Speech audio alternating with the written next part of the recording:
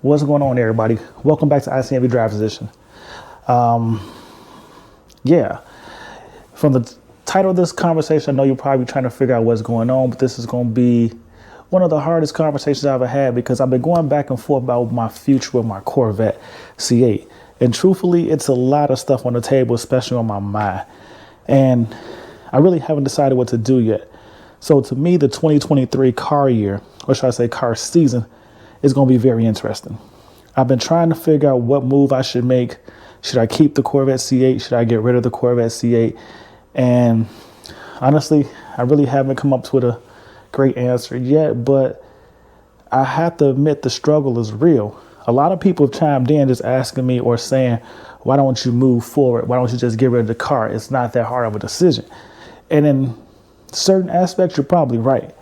But what really goes on with me, and I want to say to you like this, what really goes on with me is trying to figure out what's best for me and for the first time in my life, including the channel. That's a new aspect for me. So I'm going to sit down.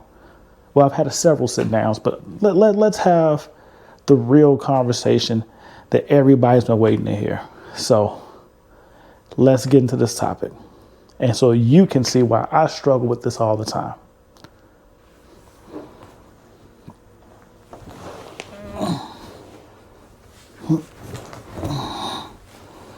Hold on. What up, champ? What's going on, my bro? What up, everybody?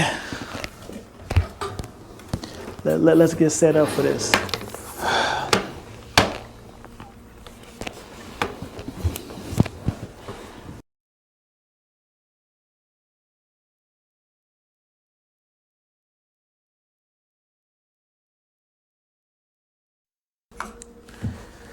So what's going on, everybody? Welcome back to ICNV Drives Edition.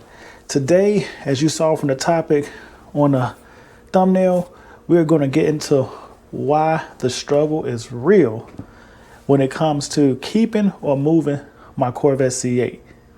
I already did that. You're kind of late. You showed up just a little bit late. Well, you know you didn't have to start without me, but you chose to do that. So I think what we need to do is to really get into why keeping or moving the C8, why is the struggle real? Let's tell people why we struggle with this decision. Like I said before, the first time actually having the channel to consider as well as my desires for my next car, it's a different approach for me. In the past, I've always had several vehicles that entertained me or motivated me to drive. I guess feel my lifestyle. And at this point in my life, I'm at a point whereas the evaluation of life is different. I now have to consider what I have around the house, what I leave around the house, and it's not just the same anymore as it was before, where I used to just focus on how I want to entertain myself.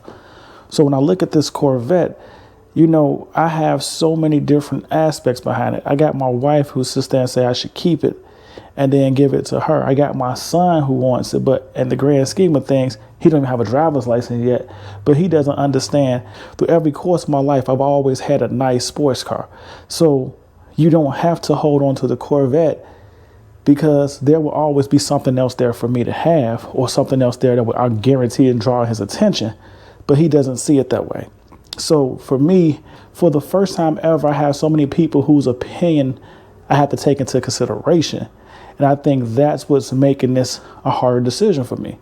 It's not really about just unloading the car and getting something else that will completely entertain me. Okay, I can understand that. I can understand that. So you got to think about more people with your vehicle ownership. I got it. But before I dive into that information, please hit the like button, subscribe to the channel, join the ICNV Drive Edition community. We talk about interesting conversations that my community brings up, or not only that, we share videos, create some interesting posts, and I have a lot of fun on this channel as well. So if you're looking for a way to pass the time with something interesting, become a subscriber, hit that bell notification, and check out the videos as they come up. Now, let's get back into this video. I guess you're trying to say if you get rid of the Corvette at this point in time, you're looking to get one vehicle to replace it, and now you're trying to be considerate of everybody in the house? Or are you trying to say you're looking for multiple vehicles to be considerate of everybody in the house? I mean, I'm help me understand this. In the past, when I had 4 cars at one time and I didn't have a YouTube channel, my wife, which at that point in time was my girlfriend or fiance, as you want to sit there and say, that was one of those moments whereas her car broke down, she drove 2 of my other cars. And not only did she drive them, at some point she ended up breaking them, getting into accidents and things of that nature. So it became more of an expense that carried over to me. And I don't know, sometimes I guess I'm wrong for feeling a certain type of way, because I always feel like that if a car breaks, which all cars break, don't think that doesn't happen. But I feel like if a car breaks and it's not in from normal wear and tear, normal maintenance and things like that, or if I'm not the primary person driving it, I don't feel like I should be the one that has to fix it.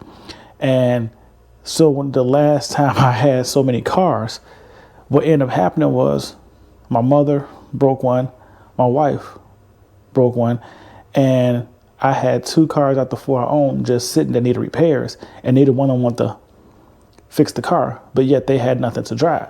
You know that happens. I get that aspect of it. Nobody wants to fix the car because they feel like it's not theirs. I know if I add more cars to this channel, which is what I really want to do, other people are going to want to get behind the wheel.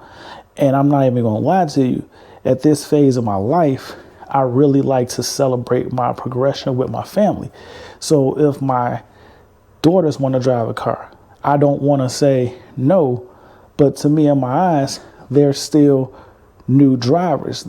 I mean, what, 2 years with a license, 1 year with a license, or let me say a few months with a license, that doesn't make you professionals. So in my eyes, they should both have beaters, but they don't.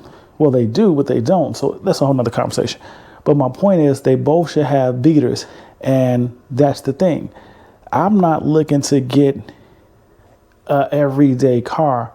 So I'm looking to possibly get into, let's just say, a Porsche Panamera. And my concerns become, like I told you guys before, I go places. And my oldest child is no different. She goes places. She goes more rougher places than I go.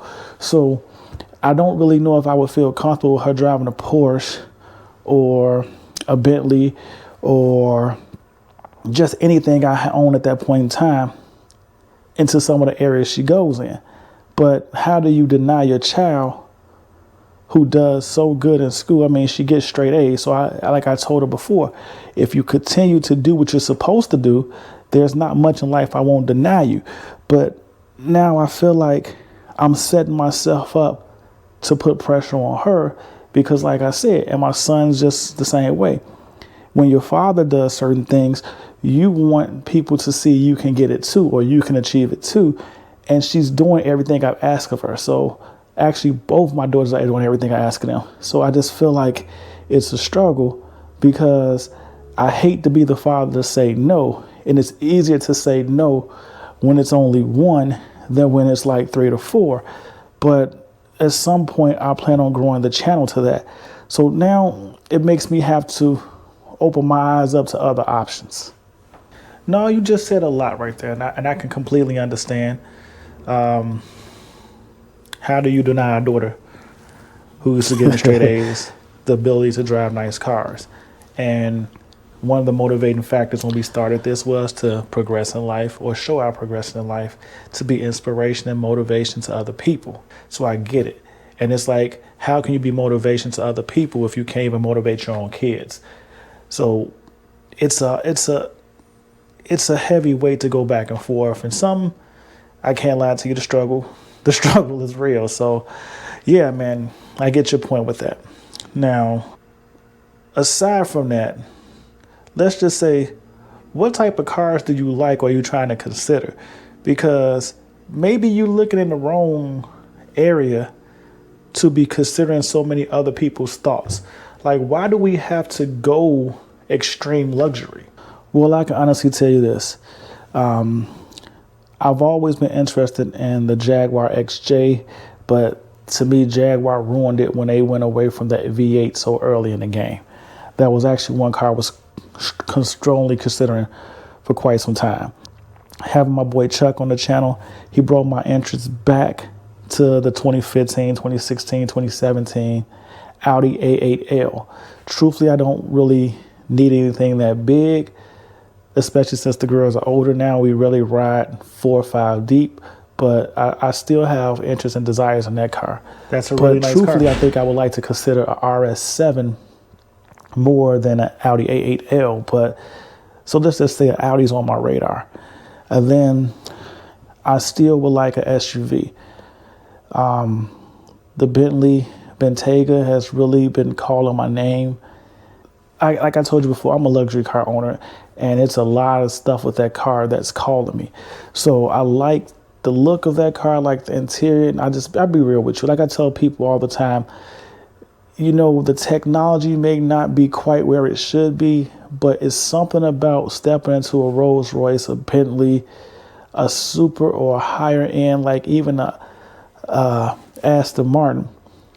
The interior, the quality of the materials, you can't beat them cars. And if you can get one that runs well, you would truly understand why they say certain cars are driver's cars and why it's more about the ride and not the toys. Can't, like, man, damn, like, those are great cars. I mean, the luxury aspect of those cars are amazing. If you haven't had one, you got to go get in one. You got to experience. Like, I can't even tell you the experience. And you're right. Those are cars I've actually been thinking about. So when you look at cars like that, and I want you to understand that when you look at cars like that, I just don't see a 21-year-old or a 19-year-old behind the wheels of those. Now, other cars I've also been considering, because like I said, I'm thinking about strongly replacing the Corvette C8, is a Porsche 911 Carrera S or a Carrera 4S. I'm thinking about possibly a 2017 Audi R8. But I don't know if I want to step up to that much money. You talking about some really nice cars, man. Especially if you're talking about a 2020 or 2021 Porsche 911 Carrera S. In the grand scheme of things, I really would like to wait for the C8 Z06.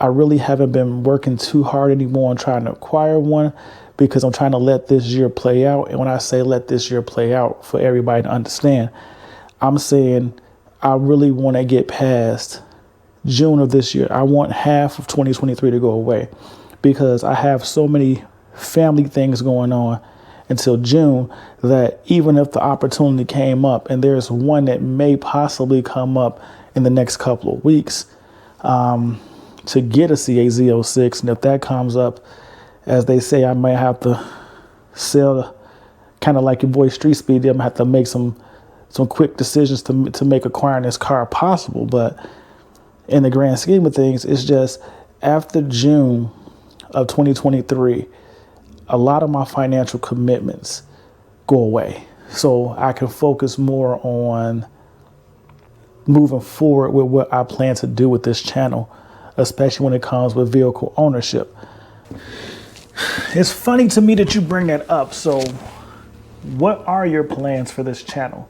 That's one thing you really haven't discussed a lot, or maybe because we have a lot of new subscribers to the channel, they don't really know what the vision was for ICNV Drives Edition or why we even started the channel. You care to elaborate a little bit?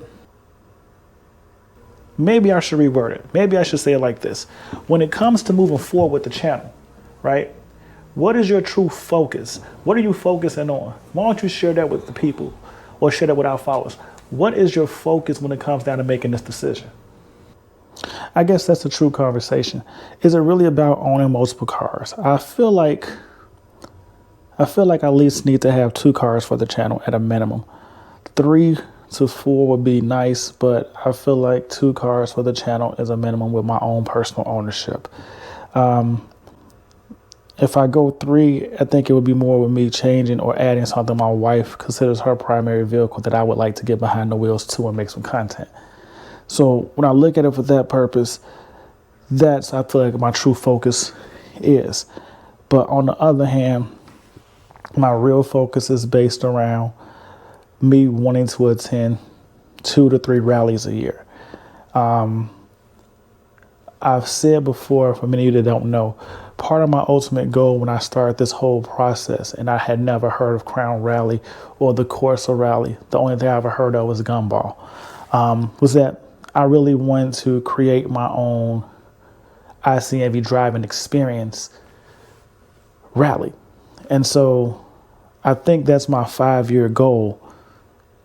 And that at some point within the next 5 years, I plan to launch one. I've been doing a lot of things behind the scenes to address that, to make some contacts, to make connections. I met a few politicians that we could get in another video.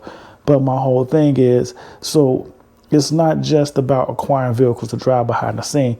I'm also trying to make the right connections and look for driving routes, things of that nature to grow what my focus is for this channel.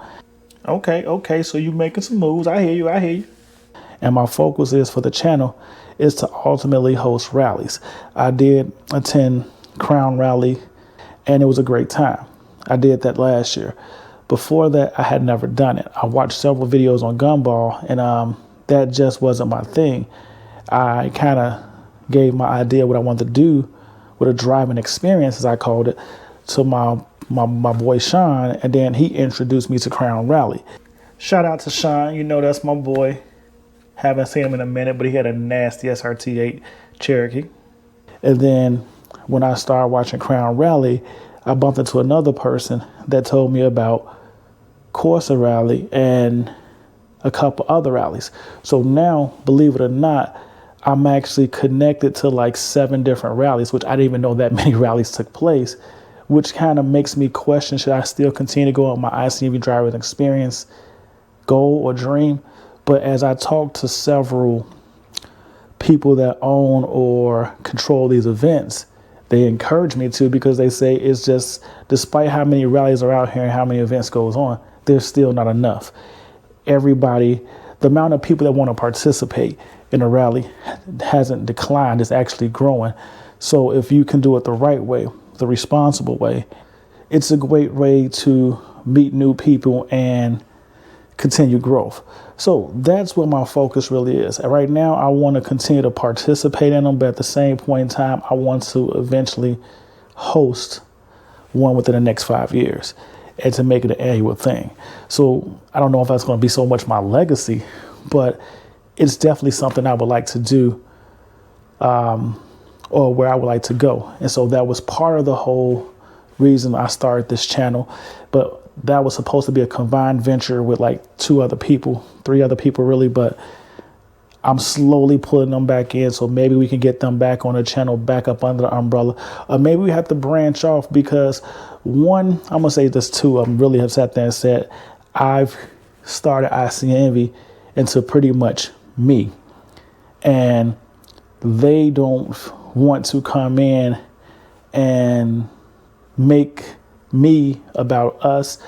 So you may see some more joint ventures coming your way, because I'm a character and a lot of my friends, they got ideas, but they want to combine efforts. So we may do some joint ventures going forward. I guess it's the whole reason why we came here in the first place. What makes you want to get rid of the Corvette C8? So what makes me want to get rid of the C8? That's a good question. And honestly, I think this is also why I say the struggle is real. When I bought the car, and as crazy as this may seem, I always felt like I need at least 550 horses. 600 is enough for me. Once you start going past that, I really feel like that's just too much power for any legal driving on the street. I knew when I got it, it wasn't going to be enough power.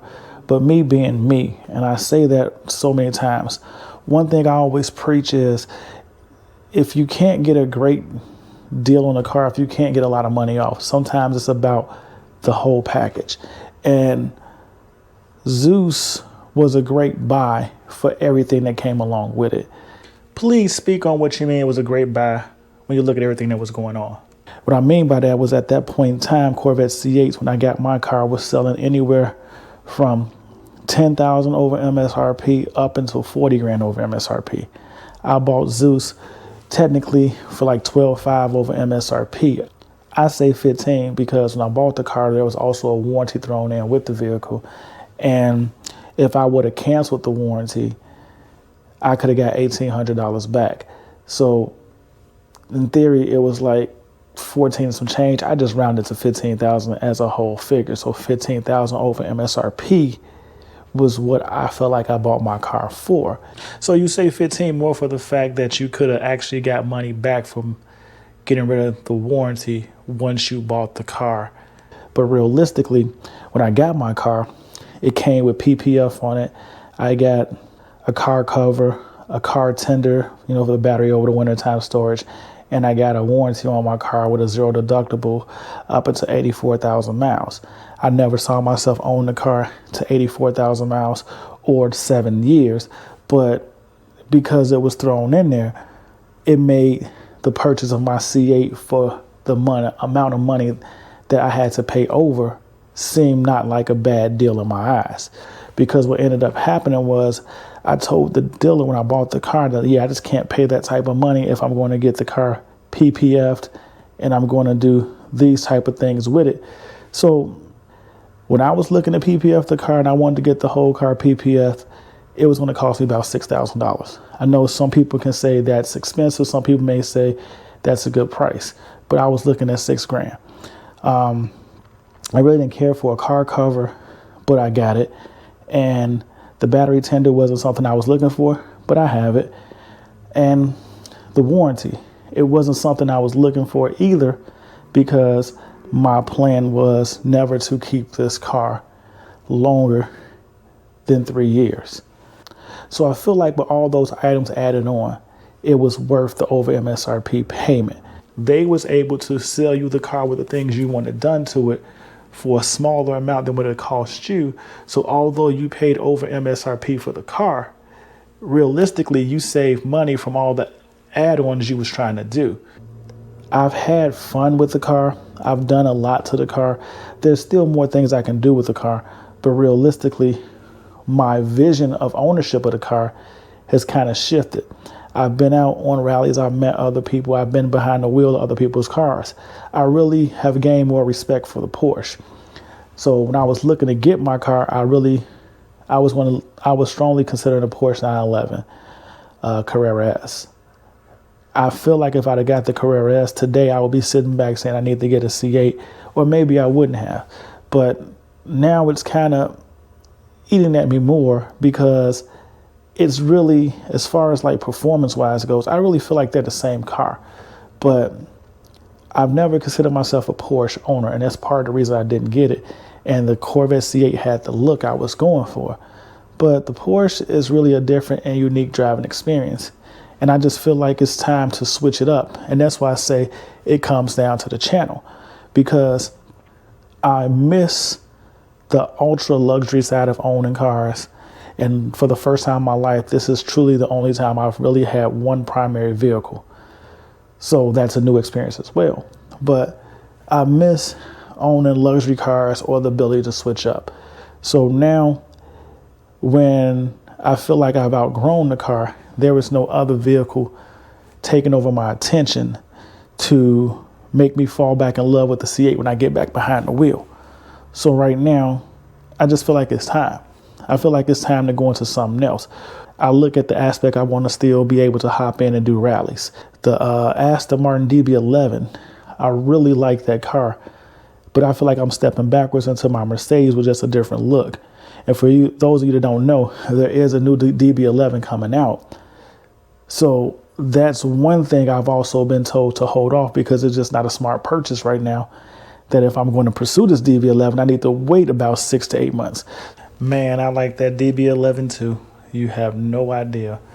And the technology is not even that great, but it just really, I like the look of it. I don't know, maybe something's wrong. I don't know. Well, one thing I hope that happened from this sit down is people can see what's on my mind. I still didn't go over a lot of the vehicles I'm considering, because I didn't want this video to be too long, but I just wanted people to understand or get a chance to see why it's not as easy as they think it is for me to make a decision to move forward. I have about 10 cars on my radar. We can talk about that in another video. It's nothing to do with the Corvette C8 being a bad car. I truly love that car. It's just, I think I'm missing the opposite of it, the offset. Like I said before, and I said so many times throughout this video, I've always had another vehicle to drive. So not owning that offset is really, I guess, bothering me. It is what it is, man. But thank you for coming out and having to sit down with me. I really appreciate you taking the time and doing that. People are probably going to be surprised that you actually came on the channel to do this with me. I know I'm an idiot for this, but either way, man, you want to close this out? Go right ahead. Of course I will close this out. So let's do this, people. Thank my man here, Show, for bringing me out. And as always, ICNV Drivers Edition. Please don't forget that the like button, subscribe to the channel. As you see, I have fun with things like this. We have great conversations. We have topics. We talk about things my ICNV Driver Edition community brings up. And this topic was something that's going on with me and a couple of my close followers behind the scenes. Like I told you guys before, there are several people I've met. You know who you are. We text almost daily, at least a week or two apart. So I made this video just to have a little fun with it, and hopefully you enjoyed it as well. So thanks, Show, for coming out, or should I say thank Show for coming out. Either way, it don't matter. But ICNV Drivers Edition. Don't forget to like and subscribe. Join the ICNV Drivers Edition community. I hope you enjoyed this video. I had fun making it. But as always, stay safe, stay blessed, and I will see you in these streets. Peace. One of us will see you in these streets. I promise you. Peace.